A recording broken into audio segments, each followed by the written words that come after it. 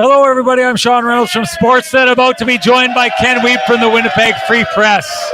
Together, we are Kenny and Renny, and this is the Kenny and Renny live edition of the show for December. The December to dismember, the December to remember, our holiday/Christmas party. What a crowd we've had here. Just so you know, if you're watching this at home, we're working our way through issues, as is what we do on this show, technical issues. There's a very slight latency issue here, and I wouldn't even call it an issue. I say something, it comes out a half second later. It's not a big deal unless you're a guy like, let's say, like T. Will or Waiters, because those guys are usually 7 seconds behind in processing. And if you add an extra half second onto that, it's 7.5 seconds, they're falling behind. So I guess I'm saying keep up, guys. It's a quick show. It's fast moving live. So let's get into it. What a game. What an absolute phenomenal game for the Winnipeg Jets. I thought, you're taking a look. I got a text from Jeff Hamilton at home, and he talked about that hit. Kyle Connor, we're really going to be getting into that. Talked about the response by Mark Scheifele. It's funny, Mark Scheifele, I thought, handled himself really well against Tkachuk. I wasn't seeing him eating punches from Strome the way that he did. That's exactly what happened. So in a moment like that, game's not going well for you. You've lost your star player, the guy who's led your team in scoring the last couple of years. That's a tricky situation. When you go to fight the guy who does it, you eat a couple, you can wilt in a situation. That's hockey, right? That's why fights have mattered in the past. The Jets fought through it. They pushed through it. The important part of that, I think, is the idea that, because we were in the room and people were talking and saying, how come Adam Lowry doesn't grab a guy in that moment and pound his head in and do this? I'll say this about the Winnipeg Jets. I think in a situation like this, they know it's a tough situation to lose Kyle Connor. You don't want to lose 2 points on top of that. And if we go back a couple of years ago, you remember that game against the Toronto Maple Leafs, the Logan Stanley holding the helmet up, and how Pierre-Luc Dubois went after Austin Matthews. And you saw the response by the Toronto Maple Leafs as they absolutely lost it, right? And there's going to be a school of thought that says, whatever happens, you lose that game, you go out, you fight for your guy, whatever. The Jets just frustrated the Toronto Maple Leafs from that point on. And Toronto loses that game, in my mind, because they lose their composure. Jets did lose their composure in this game. Mark Scheifele goes out. He handles his business. He makes it evident and clear to the league in that moment, you don't get free shots in on our guy. We're going to make you pay the price. If I'm guessing, this probably isn't over. There's another game against the Anaheim Ducks. Don't be surprised if there's some kind of, addressment of the situation at that point. But I think the Jets handle it well, and they get back to doing what they should have been doing in that game. And what they did in that game was sticking to their system, fighting their way through, falling down 2-0. They come back, they fight back in. We should have known it was going to happen, because Pat Rathwell loudly proclaimed, I think he stood up on a table at one point and said, if the Jets score 1, they're going to score 4. And that's exactly what happened in that situation. Great call by Pat Rathwell. He has the receipt for it. I hope Kenny brought his receipts tonight, because we may be bringing out the receipts to see who's been more right about these things. That's my shirt in there. Get out of there. You're looking for receipts in the wrong places. But Kenny's been dying to get on the show. He's been sitting here chomping at the bit the entire time. Now that I've got a live audience, they can see that I just leave him freezing out in the green room for as long as I can. I can't get away with it in a live format. So you know what that means, ladies and gentlemen. Time to bring in the man with the best music in the business. Here comes Kenny. Whoa.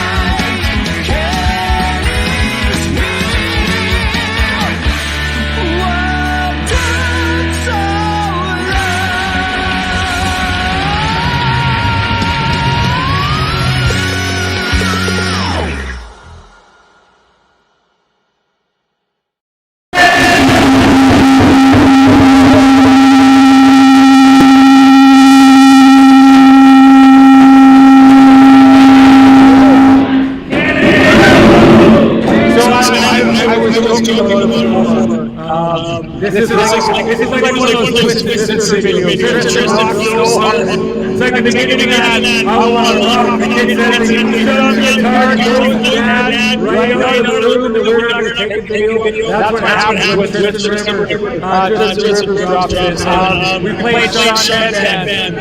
We played Sean's headband right before the show started. It's the crowd.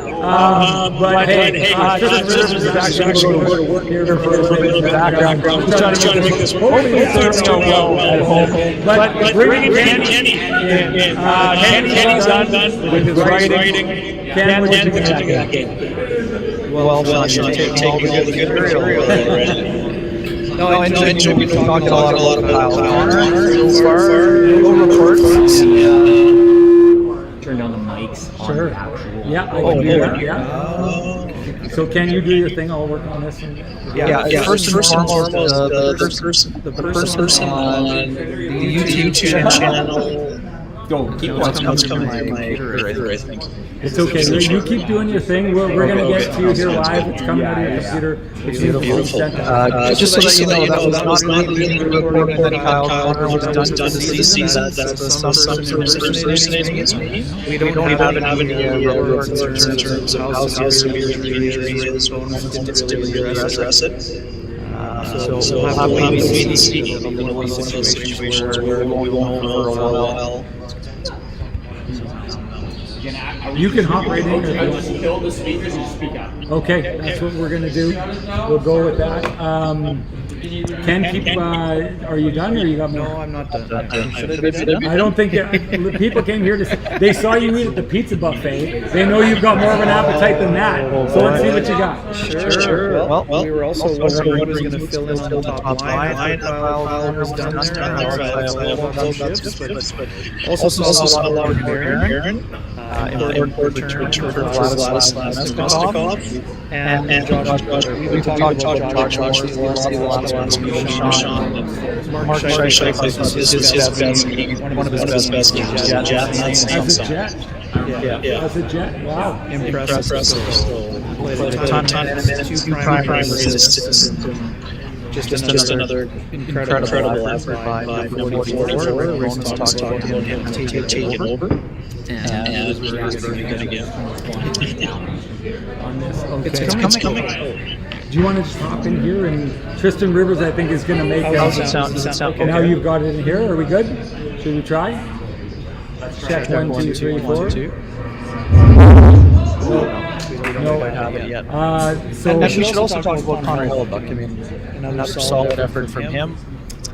2 down, he made a couple of saves when we were down 2-0, and managed to keep the ship afloat, if you will. Yeah, no, I mean, at the moment when they needed him, we've talked about this in the past. Connor Hellebuyck, the kind of goaltender that when he's needed the most, seems to show up the most. I didn't have any problems with any of the goals he scored tonight. It is strange in a game like that. Like, I don't think at any point in the game I was looking at the Jets and thinking they're lacking, right? I didn't think that they were in a situation, and yet they find themselves down 2-0. I don't blame it on the goaltending. I don't blame it on lack of structure. I thought they'd been the better team throughout the vast majority of the game. How do they end up in that pickle? Yeah, it's hard to believe in some ways. And the Jets were really rolling and not able to beat John Gibson, but they found a way to get a couple of greasy ones. And it's interesting, Sean. You talked about the response to the hit by Ryan Strome. Well, we were talking about this before, and you wonder, should he do it? Should he not? Does it matter if he wins the fight? I think. Yeah, I know. He's got it. We're working through it. Sorry, I should be yelling. They need you. No, he's just. This is just how he talks, Kim. I came here. I spent a lot of money for a plane ticket to come here. Okay, he's sorry. So you need to speak up. You need to speak up. So people can hear you. Okay. We're here for the glitches. Who are you talking to? Okay, we gotta go. Okay, sorry. Sorry, Kim. Yeah, I think I need to break out the me falling off the ladder video. Let's talk about Kyle Connor. Let's just get to that right off the bat. So Kyle Connor, your takeaway from the play. Your takeaway from Kyle Connor in that situation. I'll give mine first.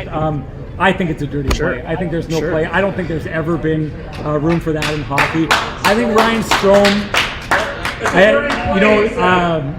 DI was here earlier on, Derek Ingram, who knows a little something about hockey. His kid just got drafted by the Nashville Predators.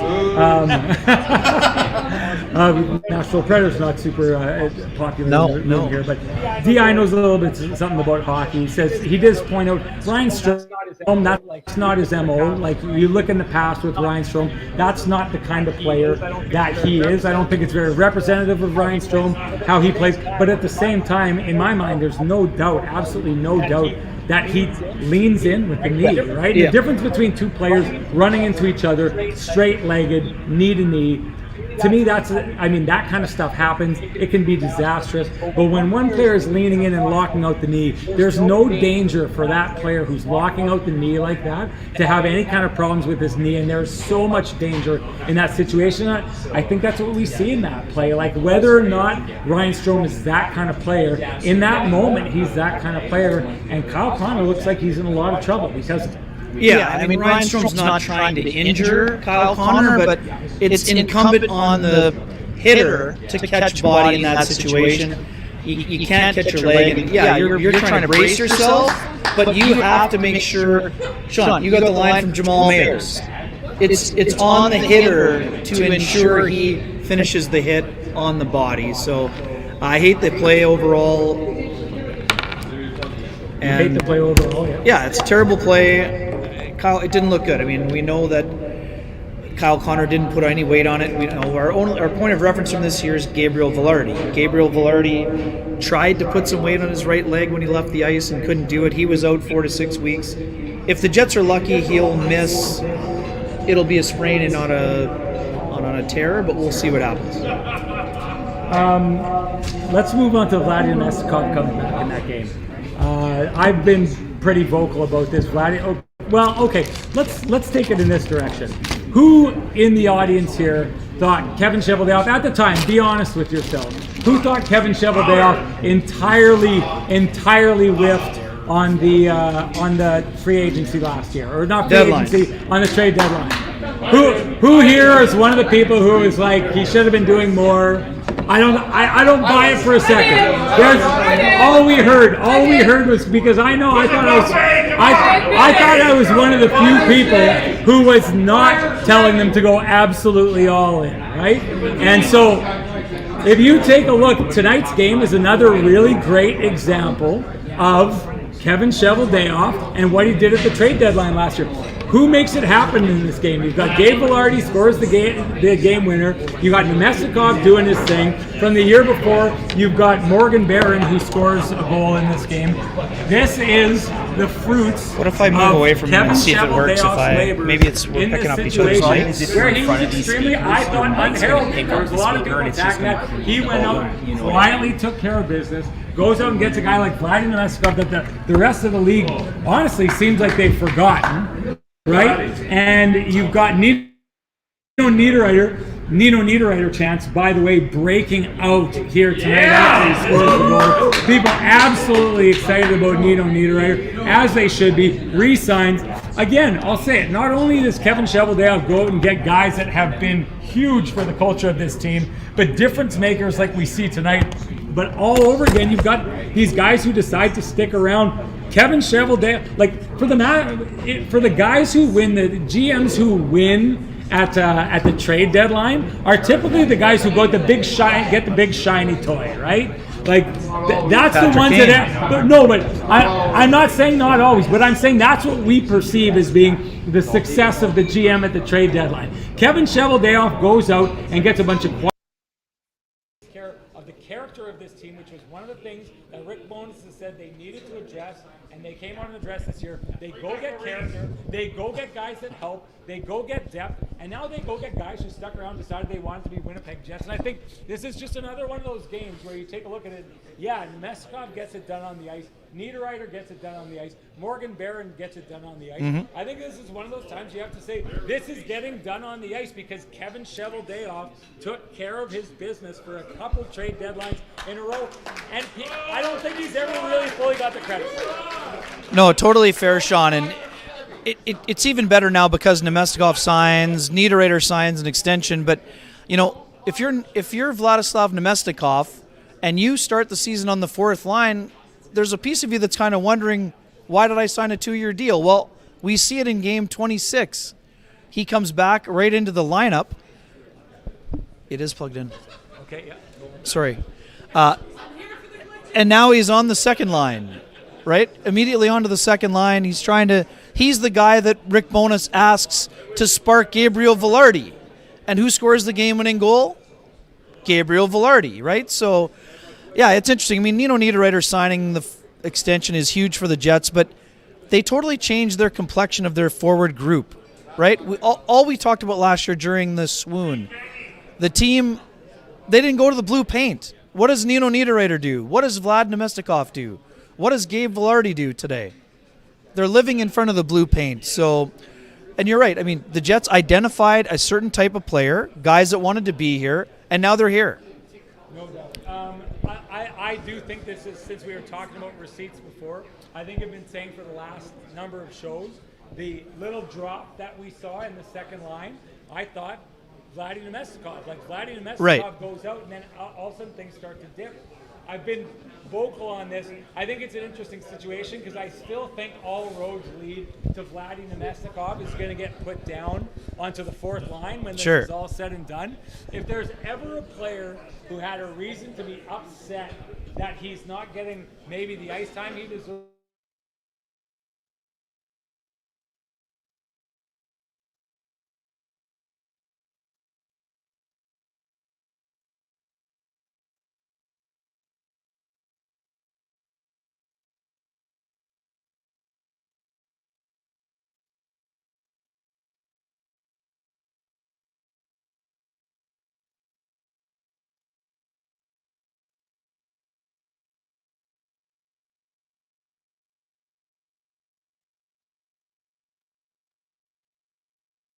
I just think time and time again, Vladdy Nemestikov has come to play when he's been asked to play. He doesn't complain when he gets set down. He deserves the best that he can get. I hope he's happy with this situation, regardless of what situation he finds himself in. He certainly should be. People say they can't hear your mic. Okay. Sorry. Yeah, I mean, Nemestikov is a guy the Jets have missed, and when he's been in, he's been great for them. So, I mean, I think it's really important what he's been able to do. He's a guy who plays a physical game. He also has a ton of skill, underrated kind of player, and he's the kind of guy you can play with anyone and have success. So I think it's a matter of, just finding his right slot. Cole Perfetti's going now with him, so we won't know where guys are going to end up until we know what happens with Kyle Connor. But Nemestikov, obviously, huge boost getting him back today for sure. So what are you thinking is going on with Kyle Connor? We're not doctors. We're just asked to play them on TV, right, Sean? So, I mean, again, I don't – the difference between a sprain and a tear, it's impossible to tell. You probably need to wait till the swelling goes down anyway. But, I mean, it didn't look good. We'll have to see what happens. Here, let's share. Yeah. We're just going to share this. I know that we're having issues at home with the mic getting picked up on the podcast. So hopefully the folks at home are getting me at this stage. Wanted to give a shout out to Vittorio Rossi. We're not dressed like Vittorio Rossi men right now, but I can tell you this. I wanted to show this off.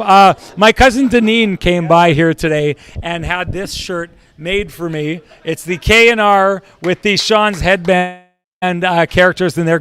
Great job by Denise. She also did this. I showed up and she had these presents ready to go. If you take a look at this here, present. This is the R. One came with a K, and she made us talk about the December to remember. I'm going to remember this for a long time because she had this made here, this little ornament for the tree, the K&R ornament. Great job by Deneen. She doesn't want a shout out for it. She's going to get one regardless. Great work here tonight. Good job, Deneen. Anyways, Anyways, Vittorio Rossi, you guys all know the drill. We're not dressed like Vittorio Rossi men tonight. We will be next time. Don't you worry about it. And if you want to dress like Vittorio folk, head on down to Vittorio Rossi on Corydon Avenue. Walk in. You know the drill. Loudly proclaim Kenny and Renny sent you. Ask for Frankie and the boys, and they will take care of you. Let's move on to Pristine wake-up call. Let's just get back to it. That's for Ryan Strome, okay? I get it. Once again, Ryan Strome, he's not the kind of guy who typically plays like that. I don't care. It's a dirty play. I think he knows better. It's one of those situations, maybe you make it up in the moment, but that's just, there's no excusing that play. For me, that's no doubt a Pristine Roofing wake-up call of the game for me, no doubt. And hey, you know what that means? It's time to give North End Rick the Pristine Roofing wake-up call. Give him a call at 1-204-981-6289 or call Pristine Roofing directly at 1-204-237-7663. Okay, Ken, let's get into Mark Scheifele. Mark Scheifele, I thought, in tonight's game showed a lot. As much as Mark Scheifele showed in that fight afterwards, what I thought was interesting, and I wanted your take on it, was his reaction after scoring the empty netter. Like, he is stoked after that. He's chirping someone on the other team. If there wasn't hate, and I don't think, well, I mean, maybe you go back to 2015, but if there's not hate between the Winnipeg Jets and the Anaheim Ducks, boy, oh boy, did it look like there was hate in that situation. I loved the reaction that he has in that moment. Mark Scheifele's engaged. He wanted that win. His team gets it. What was your take on his game tonight? Yeah, I love the response first and foremost. And yeah, I mean, I was talking with Transcona Pauly, and he wasn't thrilled about Mark Scheifele dropping the gloves in that situation. Not that he didn't like him dropping the gloves, but because he took a few. Well, it's more, I mean, again, you'd love to win the fight if you're Mark Scheifele, but it's more important to show up in that situation. We've been talking about engagement all year long, and that was engagement by Mark Scheifele. And, you know, the fact, you know, he would have loved to have scored the winner, but the fact that he just went out and got the insurance marker was still important. And I love that he's beaking the guy, because you know what? It's not okay that you take a run at one of his best friends on the team, one of the best players on the Jets, and they are going to take a number. And the next time they play against Ryan Strome, someone's going to go after him and seek retribution. So I love the way Mark Scheifele's been playing all year long. This was another example, comes through with another big effort, and it's just another example of the full buy-in for Mark Scheifele with the Winnipeg Jets this year.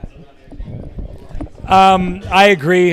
Someone had said it earlier on tonight about the expectation that there should have been more going after Ryan Strome. I touched on this at the beginning of the show, but how do you react as a team? I mean, I've got a good idea. If Adam Lowry goes after that guy, right, that's one thing. We expect that from Adam Lowry. But there's no pause. There's no wait. There's no, we're going to take care of this as the game goes on. This is Mark Scheifele is going to take care of this. The one leading scorer on the team, the other leading scorer on the team, he's stepping in. He's taking care of it in that moment. I mean, I know if I'm Kyle Connor and I get up and I look and I see the video from that game, I'm going to walk away and I'm going to remember how quickly my centerman jumped in that situation. I guess I wonder, you take a look at what he did against Tkachuk this year. Why are we seeing this from Mark Scheifele? Why are we seeing a Mark Scheifele that is getting as engaged as he is, the way that he is? Why is it no question for him that he's jumping in the situation? Because if we're taking a look at another game earlier on today with defenseman that was hit from behind, knocked into the boards, goes down, no one steps in for him. It's him who has to jump up and go take care of his own business. That's not this Winnipeg Jets team, and I think Mark Scheifele is the biggest proof of that. Yeah, I mean, Rick Bowness has said it all year long. You know, you want to come after one of us, you come after all of us. And much like we've talked about his two-way game, if one of your most skilled players is willing to drop the gloves at will when something happens that the Jets don't find to be, suitable, then everyone is going to be willing to do it. So I think it's been very impressive to see Mark Scheifele's ability to jump in those situations. And, it's impressive to see.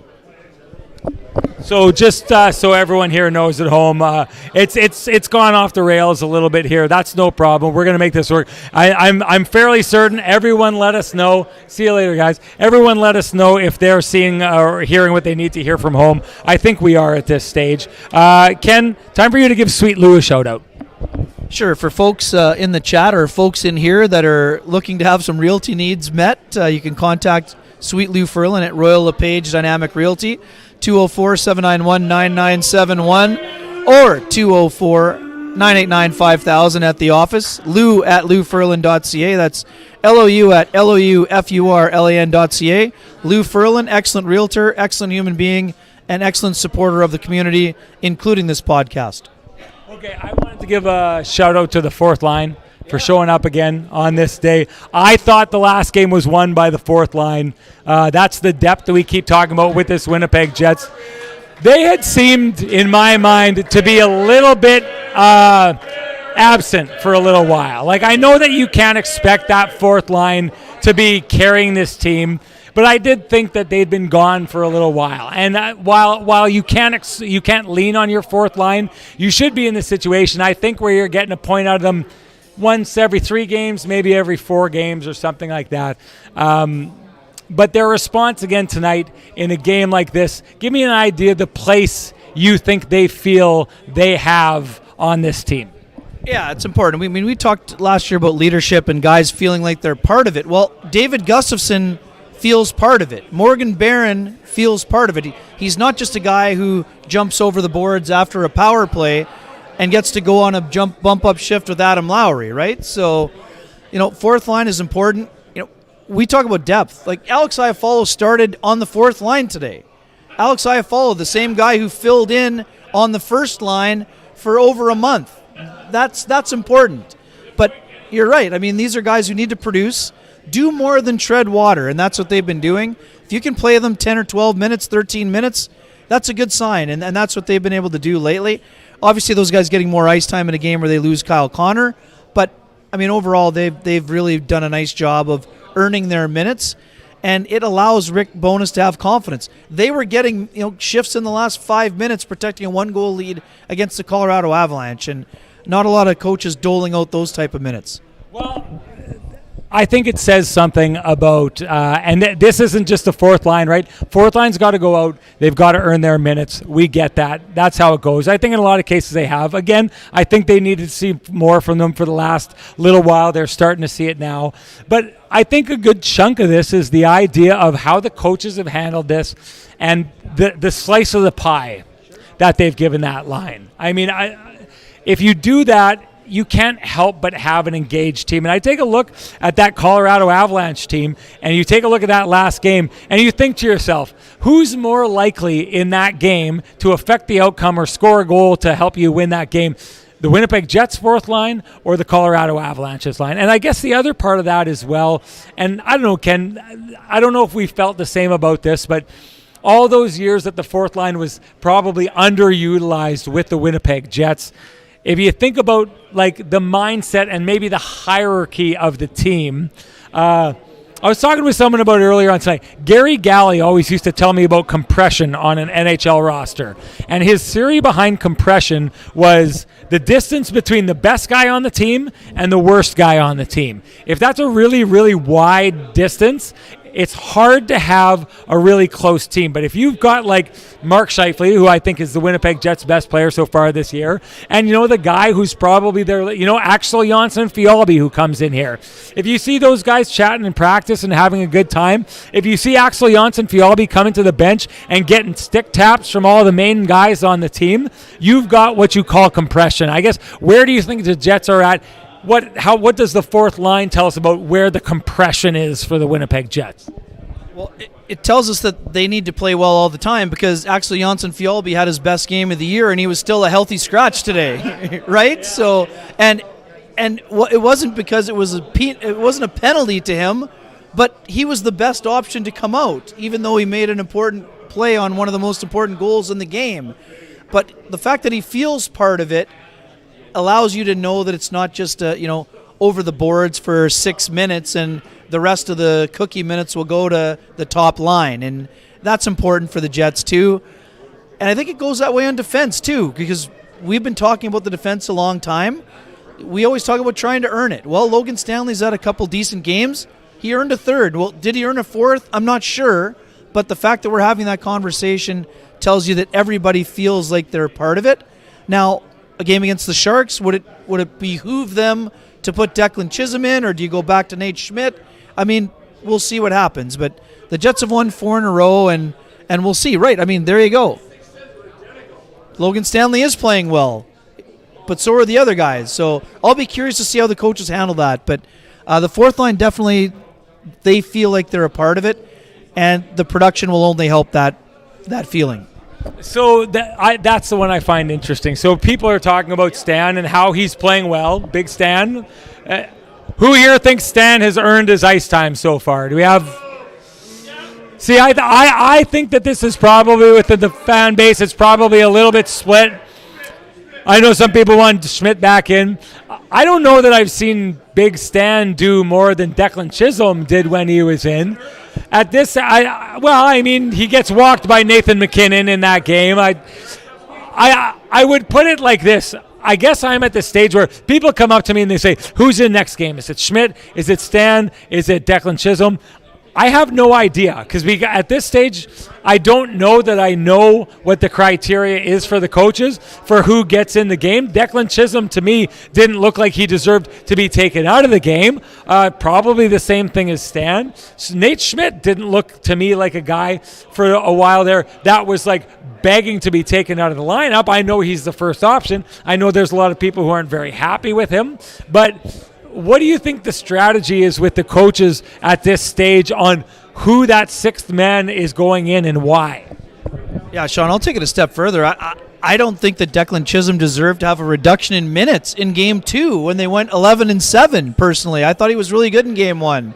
But what I think the Jets are looking for is to change the composition. And yes, I mean, being a big guy doesn't mean you always play big, but for Logan Stanley, they're trying to get the penalty kill going. He's moving his feet. But, yeah, I'm with you. I think the defensemen on the team know what the criteria is, but I don't think they've been really proclaiming publicly, this is what you need to do to stay in the lineup and this is what you maybe need to improve on. But that's what we'll be monitoring the next little while here, because the Jets obviously are trying to see if they have a higher ceiling with people not Nate Schmidt, but they also know what they have. And I agree with you. I think Nate didn't come out because he was struggling. He came out because they wanted to see if they might have a better option or a higher ceiling option. And I'm not sure they've seen that yet, to be honest. All right, Ken, give me the overarching theme of that game for you with them. I think the Jets, this is just another example of them staying in their structure, trusting their structure, working their way back in. I know there was a lot of people in the room here that was talking about that next game in San Jose, and they were saying, well, if they lose this game, there's going to be problems. We know it can be a fickle audience, right? And we know that because the Winnipeg Jets went and they won 5 games in a row, and they were tearing their way up the standings, and then they lost 3 games in a row, and people were saying, fire the coach, move back to Scott Arniel. Like, people don't have a lot of patience with this kind of thing. I look at it and I think that that's a little strange that people go like that, but I think that because I see that even when the Jets are losing, even if they would have lost tonight, I didn't see a team that didn't show up on nights before. Like, I'll say it against that game against the Nashville Predators, I didn't think the Jets had their fastball. But that's a way of saying a guy went out and he tried and he did well and he did all the things he was supposed to. He just didn't have that zing on that night. I didn't see a team that in the past we've seen before strays from their structure, doesn't do the things that they're supposed to do. Again, this is another night I think the Winnipeg Jets looked like the Winnipeg Jets. And what I saw in them was a trust in themselves that the scoreboard didn't look like the game, but we're going to keep looking like the Winnipeg Jets until the scoreboard looks like what the Winnipeg Jets typically make it look like. Yeah, bang on, Sean. And instead of going to the snake charmer, the Jets went to the blue paint. That's the biggest difference from last year, right? If it's not going well, let's maybe try to score in a couple 3-on-2s and cross-ice saucers and things like that. Instead here, they get guys going to the blue paint. You get one from Nino Niederreiter, you get one from Morgan Barron, you get one from Gabriel Vilardi, and then Mark Scheifele ices it. And the confidence that the Jets have to have Nikolai Ehlers and Mark Scheifele on the ice protecting a 1-goal lead, that also talks about the buy-in. And this is another great thing. Nikolai Ehlers had the goalie come out and rob him of an empty net goal the other night. What does he do today at the blue line? First and foremost, he makes sure it's out. He flips it over the guy, the defender, then gets it to Scheifele. He wasn't going to get beat to the puck again. And that was that's something that he talked about after the last game. And then he went out and did it today. So I agree with you. The fact that they didn't stray from their structure, that tells you it's different than last year. Now, they're going to have to prove it a lot longer. And, Sean, I was upstairs listening to the post-game interviews. My colleague Mike McIntyre was asking, well, hey, first place in the Central Division, what does it mean? Well, Gabriel Vilardi said it means we're a good team. What Rick Bowness said, it means we have a game on Tuesday against the San Jose Sharks. Nobody at the end of the year is going to look back and say, oh, December 10th, first place, congratulations. Put up a banner for that. Who cares? But if your options are first or third, you'd rather be first. I think people are going to look back and on December 10th and remember the December to dismember and a little bit of the audio debacle. I mean, we've had a couple of them here. I think people are probably going to remember that. Let's go to Gabe Vilardi because you brought him up and what he was thinking about that. Someone was pointing it out to me. I think it was Brady from Game Over was here, and Nick Lynham from Top Line Media. I guess they went back last year and took a look at all of Gabe Vilardi's goals as a Los Angeles King, and all of them except for one were either a tip right in front of the net, like what we saw tonight, or a one-timer from the slot. So I guess this is one of these situations where, we've seen this before. A Jet player gets traded somewhere, and people turn to you and they're like, oh, did you know that this player did this? And you're like, yes, every Jets fan knows that. We know what that player is. I guess what we saw tonight is really what we should be expecting from Gabe Vilardi.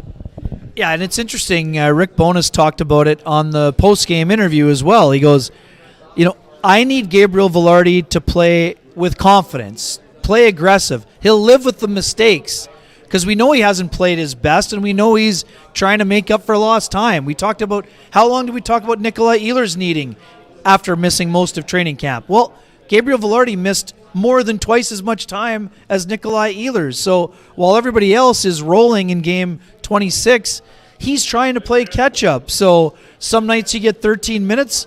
Tonight, Gabriel Vilardi was going, and he had, I think, over 19 minutes. So you show a little bit of confidence in the player.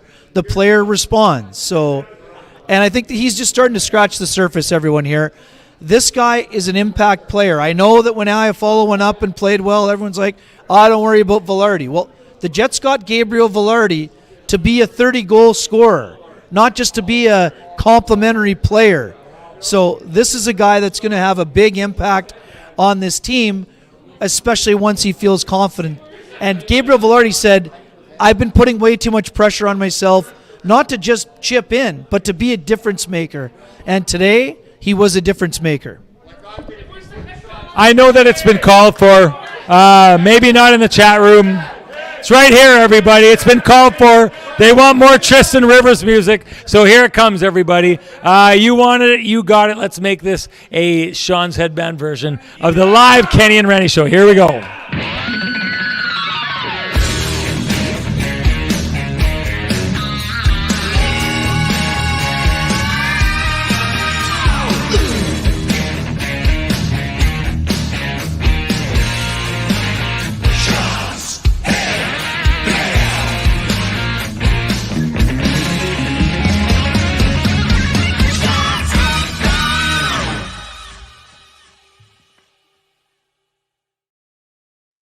Okay. They cheered louder the last time. Yeah, I'm very happy we got to play it earlier on in the show. Like I said, Tristan Rivers is here live, and we absolutely love his music. So we didn't get to hear it that time, but I hope you at home got to hear it. Most definitely, we're hoping it wasn't affected there. But absolutely love Tristan Rivers. Let's give him a round of applause. I know everyone appreciates him.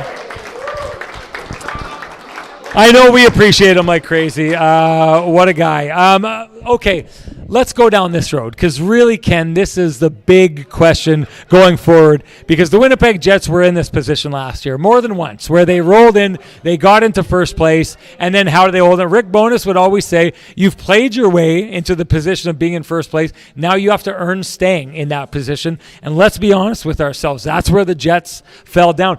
Not just last year. If you go back to the Canadian division, there was that time where they fought their way up. They got right there with the Toronto Maple Leafs, and everyone here in Winnipeg was saying best team in Canada. It was a big push that year in that COVID year.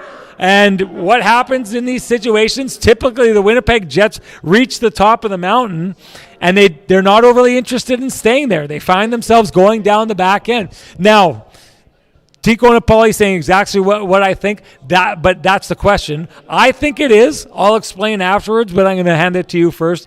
Why is the Winnipeg Jets in first place, not only on December 10th, but going forward in January or February? Why is that something that we should expect they can pull off? Sean, I think you touched on this a long time ago when you said the reason why Rick Bowness was so disappointed in his team was because they had shown him what they look like when they listened to him. And they stopped listening in the second half of the season or the last 30 games, and then they bowed out quietly. This year, instead of being offended by Rick's comments, the Jets took it to heart and said, hey, why don't we play the way that made us successful? We know it's hard work. It's hard to do all the time. It's not always glamorous. It doesn't lead to highlight reel goals. But guess what? When they're playing the game-winning, they still play the game-winning goal, whether you're tipping it in like Gabe Vilardi or you're making a 4-pass backdoor tap-in, right? So I think the Jets' ability to realize what it takes for them to win, how they need to play, that they know what their structure can do for them when they buy into it. I think that's the biggest difference between this year and last year. And it's why they'll probably be in a better position in February than they are necessarily right now in December.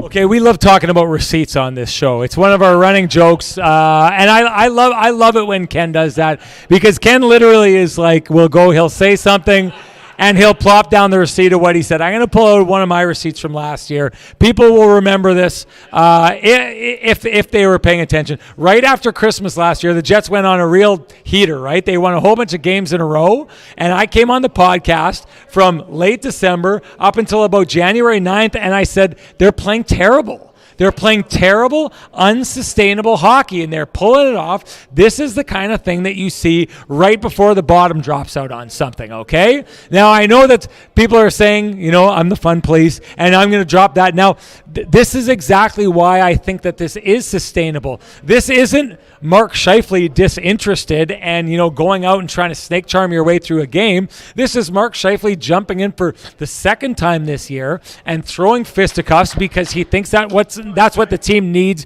in this moment. This is your fourth line being engaged, being a huge part of, I think they won them the last game against the Colorado Avalanche. They're a huge part of the win here tonight. So you've got a fourth line that's engaged. You've got a first line that's engaged. You touched on Connor Hellebuyck. That's the interesting part about this season. I don't even think Connor Hellebuyck has scratched the surface of what Connor Hellebuyck is capable of, and yet he's doing this. Josh Morrissey, you touched on him, and we should dig into him deeper later, but Josh Morrissey is basically just at every turn showing, I don't know if I think that's the best game he's ever played as a Winnipeg Jet. I don't know if I agree with that. And what's that? I don't think he's being wasted, but I'm going to say this. I'm going to stand up to Mark Scheifele and say, you're wrong, Mark Scheifele. That was not the best game that we've ever seen him play before. I think the receipts are that St. Louis game last year where he basically picks the Winnipeg Jets up and against St. Louis, Hockey Night in Canada game, basically puts them over the top. I'm just joking. Listen, Mark Scheifele knows far more about hockey and forgot more of it before the game today from waking up in the morning and eating his Wheaties than I've ever been able to pick up there. But I just take a look. Gabe Vilardi comes in and he does this thing. You've got engagement up and down the lineup. Listen, I think there's one thing, if you've listened to this podcast, if I thought that this wasn't sustainable, I'd be saying it. I will no doubt Thank you, Stan Scott. Appreciate that. Okay, Stan Scott wants this question. I love the show. Don't you think a big part of the change is that we now have 5 new forwards in the top 9, basically since the trade deadline? In a way, it's a bit unfair to compare this team to past teams. Well, okay, I don't think that it's unfair. I don't think it's unfair because the core, at the very core of this team is Kyle Connor, Mark Scheifele, Connor Hellebuyck, Josh Morrissey. And these are, I mean, if you want to talk about Ehlers, if you want to talk about the past failures, and I've been vocal about this, people who sit here and say the Winnipeg Jets, they don't get their due from Toronto, people aren't giving them enough credit and all this kind of stuff, I call BS on that because the Winnipeg Jets, there we go, good, bring it in. I feed off your booze. I call BS on that, and the reason that I call BS on that is because the Winnipeg Jets, if anything, how many people here think the Winnipeg Jets should have won a cup once or twice or maybe 3 times since 2018? How many people thought they had a team capable of doing that? So the same people who are booing me are making my point for me here tonight. The Winnipeg Jets have underachieved. They've set a standard over the years as an underachieving team. They are not an overachieving team. You could not for a second suggest that they were an overachieving team after they almost had the biggest collapse in the season last year. I honestly can't believe everyone's in denial at this point, at this stage. The Winnipeg Jets have established. Frank Saravelli had the Winnipeg Jets winning the Cup 2 years ago, and they missed the playoffs. So do you not think that a national media member who went out and said these guys are going to win the Cup and they missed the playoffs don't think that the Jets underachieved? Of course they underachieved. So anyone who's sitting here, the Winnipeg Jets are they are the show me state at this stage. The Winnipeg Jets are the show me state because they need to show the hockey world that they can sustain this. Anyone in here who suggests that there isn't a chance that the Jets could fall apart based on what they've done in the past, they're not paying attention. And that's my take. I'll fight this audience on this all night long. All night long. I will argue about this over and over. I hate to do it. I've got the microphone. I'm right. They're wrong. Let's see if Kenny defends you. That's why we're only using one microphone, so you can hold it. Hey. The Jets have to prove it. It's as simple. They've been to one conference final and barely went around since. So, by what? Are they the only team that happened to? They are. No NHL team in history has gone through a We can. Oh, sorry. So replicate his argument so the audience at home can hear. No, just so that you know, Transcona Paulie, he's a smart guy. He said that. Well. Take a compliment, would you? Four of the number one teams that could have been starters on most teams. Sure. And then run into a COVID epidemic that then spilled off some Canadian division. That's never happened in hockey. That's true, but hang on. They went downhill is a little unfair. Just a little. Okay. A lot, but a little. I mean, I don't think that we're disputing they had some adverse situation. Well, I most definitely am. I mean, all, no. Hey, I love it. It's we love the feedback. So replicate his argument. Make sure the audience at home knows what he's saying. You got to talk. Ken, people at home are hearing nothing. You have to relay what they're saying. Okay, buddy. Okay. Sure. The Jets have gone through a lot. That is 100% accurate. But a lot of other teams, the Leafs, a lot of teams went through the same. Sorry? Ken, you can't do that. They can't hear you at home. You can't get into a yelling match with them. I'm not yelling. I'm you not have yelling. To talk to the mic. No. It's all good. It's all good. It's all good. There's people at that. Okay, it's okay. 3,000 people are going to watch this. They can't hear you, so he can't argue with you. It's all good. It's all good. The Jets need to have a better playoff run. They've had one in their existence. So, I mean, that's the reality. It's hard to win. We know that. But for them to plant their flag in the ground, they're going to need to go on a long playoff run. So just what we're trying to deal with here at this stage, at home and here, we get it. We want your audience engagement, but we can't not talk for like 10 seconds, 15 seconds up here while you guys yell at us because you were talking way too much, Tico Napoli. No, I'm gonna respond to that. So basically, Tico Napoli, who is getting serenaded by the audience here. Tico Napoli's argument is that the Winnipeg Jets went through losing 4 defensemen. They went through COVID, which no other NHL team did. Is that what you're saying? Yeah, that no other team dealt with COVID. Like I'm gonna say that I'm just trying to come over this. Lost of 4 defensemen. He's saying it's not fair. My response to that is the Winnipeg Jets were still a media darling and favorite just a couple seasons ago, right before they missed the playoffs. They had won everybody over last season, were first in the division, and then almost pulled off the biggest drop in NHL history, period. So if you're wondering why people would maybe say, I need you to show me this before I believe in you, having one of the biggest drop-offs in the history of the game is a good reason for people to maybe question a team and how they're doing things, is what I'm saying.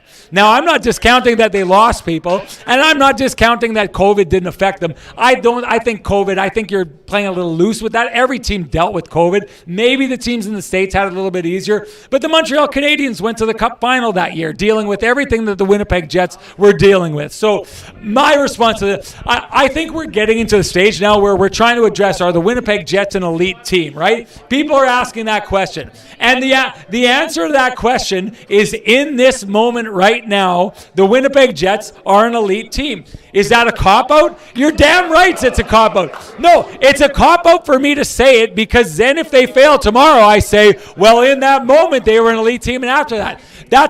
I am telling you right now, I think the Winnipeg Jets are a team that can sustain what they're doing. I stand by it. If at the end of the year they fall apart and they fall out, you can point to me and say, in December, you thought that this wasn't going to happen, and I'll say it. I'm just saying right now, for everyone who's feeling sorry that the Winnipeg Jets don't get their due and people don't believe in them, you have to take into account should the Winnipeg Jets have earned people's trust based on what they've done over the last number of years. That's my take on it. Jets won tonight. They are elite, people. There you go. We got to move on. Oh, geez. We lost 20 minutes there, so we got to move. Okay. All right. Lamplighter of the night, Ken. I'm going to get you to start with that. Go for it. Vilardi, buddy, Vilardi. Yeah. First as a Jet. Josh Morrissey, another smart play, getting it through. Vilardi goes to the blue paint and tips it home past John Gibson, who had been looking unbeatable for a good chunk of the contest. I don't have any issues with that. I'll take that one. It's a good one. It's funny that when we saw it at first, it looked like it was a terrible, terrible goal allowed by Gibson.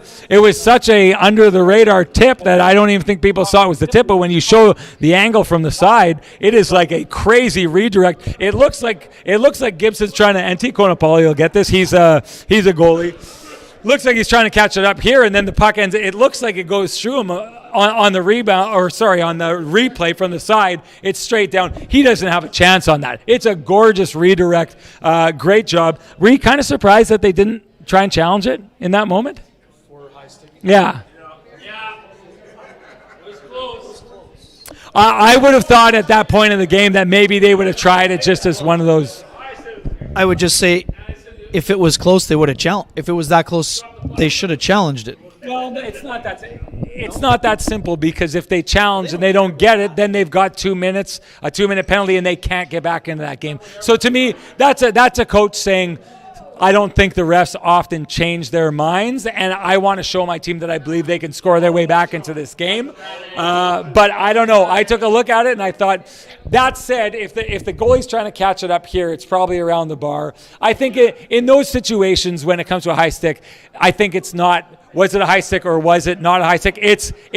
Yeah, exactly. Which is it an obvious high stick in that situation? Definitive, exactly, definitive. Okay, so that's Ken's. I agree with him. That's his lamplighter of the night.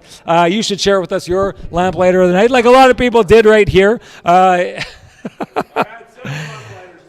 tonight we've got a winner. If I'm correct, this is an overseas winner and has won before and gifted it back, so we may not hear back from this one for a while. But John Chan is the winner of the Lamplighter from last time. Congratulations, John Tan. You know exactly what you need to do. You need to get a hold of me. Direct message me at SN Sean Reynolds. I need your full name. I need your email address, and you will have a voucher for a Frosty Delicious 8-pack of Lamplighter Amber Ale, brought to you by our friends at Trans-Canada Brewing Company, who, boy, oh boy, did they do a good job here tonight. All right, moving on. Ken, your keg save of the game. Yeah, I think Hellebuyck on Troy Terry when it was still tight. I think that's the save that stuck out for me. I mean, he made a lot of important saves today, but that was the one that caught my attention for sure. Oh, I got a quick question for you before we move on from this. I think in the last 2 games it's been, I think it's, okay, a medium question. Let's make it a medium question. I don't think there's been obvious saves of the game for Hellebuyck the last little while. And I'm wondering, do you give more credence to the big and boring style that makes us think that he's not making saves, or is this the Winnipeg Jets defensive structure that is meaning that he just doesn't have to be tested to that crazy degree that we've seen him tested in the past? Well, I mean, it's a combination of both. Yes, Kim, you're right about that. I mean, earlier on in the year, what were we talking about? Well, the Jets got the volume of shots down, but the quality was still high. So then his save percentage was much lower. Well, now the save percentage is higher, the goals against is lower, so he's figuring out the chances that are being allowed, and he's also making a few more saves. So for me, it's a double-edged sword, but I still think that he's been very good. He's locked right in right now.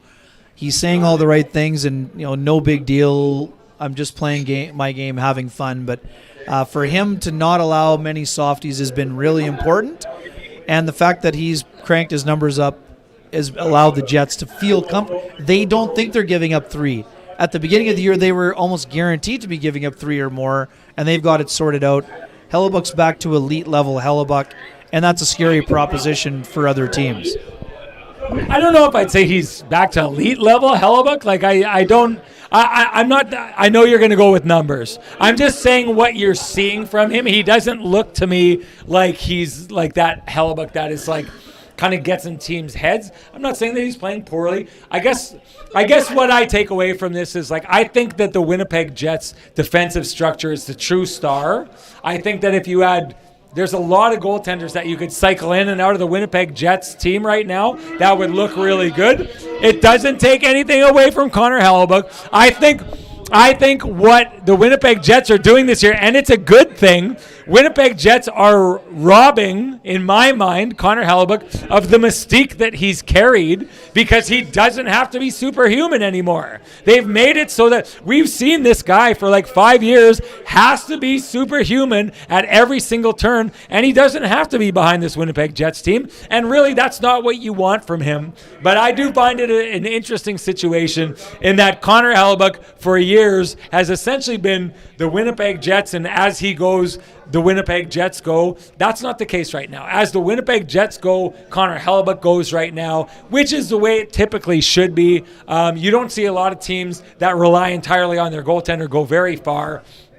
I think this bodes well for the Jets and for Connor Hellebuyck, because if you take the Winnipeg Jets going down the stretch and you make it so that you don't have to lean on Connor Hellebuyck for the entire season, I think I'm more excited than ever before to see what the Winnipeg Jets will look like in the playoffs, and more important, what Connor Hellebuyck will look like in the playoffs after a year of not having to save the day at every single turn. Anyways, I agree with you.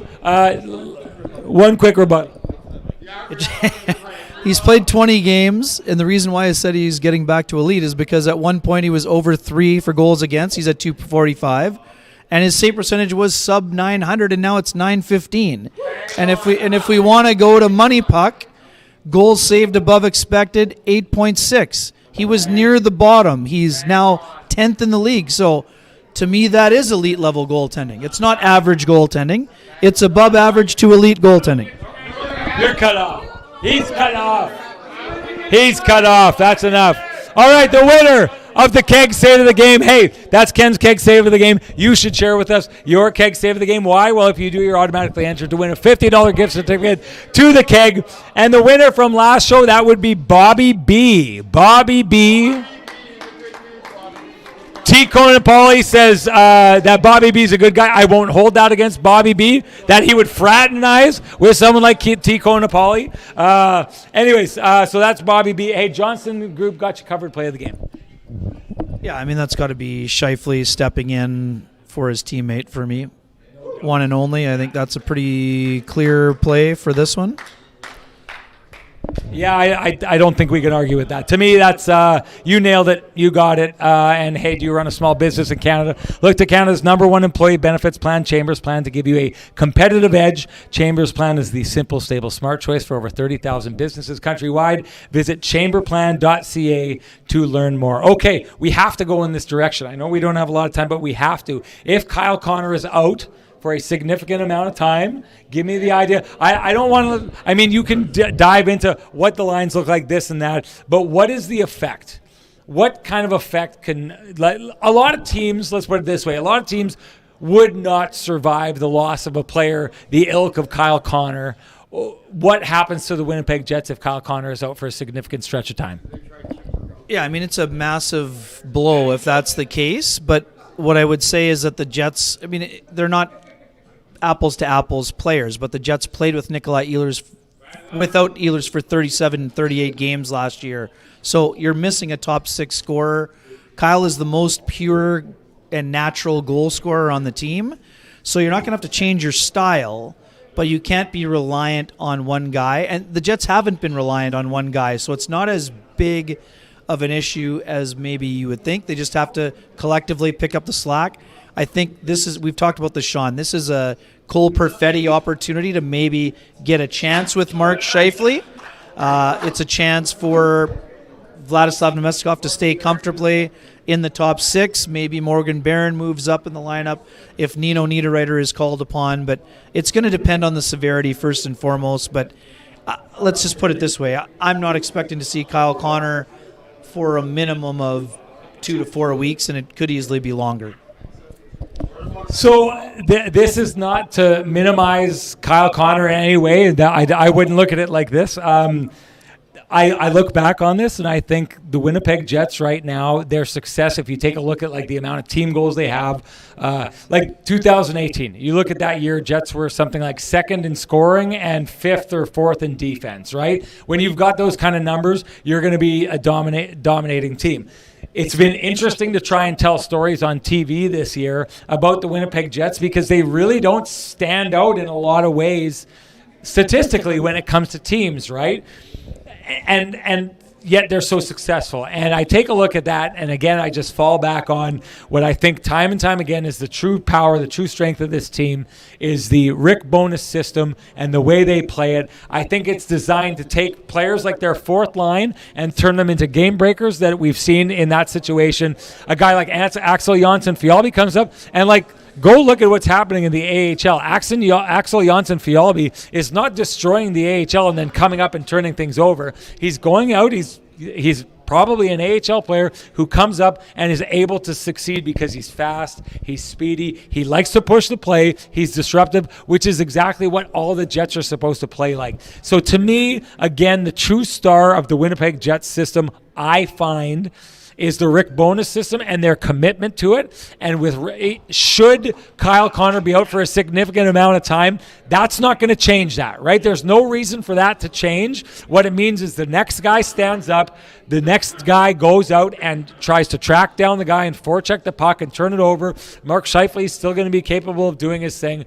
It isn't one of these simple this many goals subtracted from the lineup means this many more losses. I don't see it that way. The Winnipeg Jets play a system that no matter who's in, whether Iafallo's out for a while or whether Vilardi's out, how we've seen, or Rasmus Kupari is out, it doesn't matter. As long as you stick to the system and the guys who are plugged in play the system, they give themselves a chance to win on every night, and I don't see Kyle Connor changing that. It's, again, not a knock on Kyle Connor. It's a compliment to the survivability of this Winnipeg Jets team, and really that the heart of what makes makes them successful is not something that is easily taken away from them by other teams. It's their teamwork. So we wanted to give a quick shout out before we go to the team at Cambrian Credit Union. Speaking of teamwork, from answering members' calls in less than 1 minute to having all their advisors available by video from 8 a.m. to 8 p.m., it's so easy to be a Cambrian member. It is obvious that the whole team at Cambrian cares about giving you great service. Well done, Cambrian. And that is it for us here tonight. Listen, I know it got a little bit Wild West at the beginning of that show, both for you at home and for the people here. You people at home were fairly well behaved. I wish I could say the same about these ruffians here. Tico Napoli is just waiting for us to come off the stage. It's gonna be mayhem when we get on. It will be the December to dismember when we get off the stage here. It's gonna be crazy. But you know what? We appreciate it. We had a great showing here tonight. A ton of people. I hope you all had fun, because boy did I have a blast. And we love being able to meet with everybody. Wanted to say thank you to everybody in that situation. Wanted to also announce our next live show coming up on January 22nd right here at Trans-Canada Brewing Company. Would love to see all the people there. We'll start moving the tickets. At that point, it's going to be great. And before we do go, as I always do, I would like to give a shout out and say thank you to our sponsors. If you appreciate the conversations happening in this space, please appreciate our sponsors who fight to keep the conversation going. For us, that's Vittorio Rossi, Cambrian Credit Union, Pristine Roofing and Exteriors, Sweet Lou Ferlin, Johnston Group, The Keg, and of course Trans-Canada Brewing Company, who did a great job here tonight. Thank you to that. Thank you to all of you for being here. Thank you for all of you at home for sticking with us. We appreciate you. We will chat with you after the next Jets game. We will talk to you then. Bye-bye.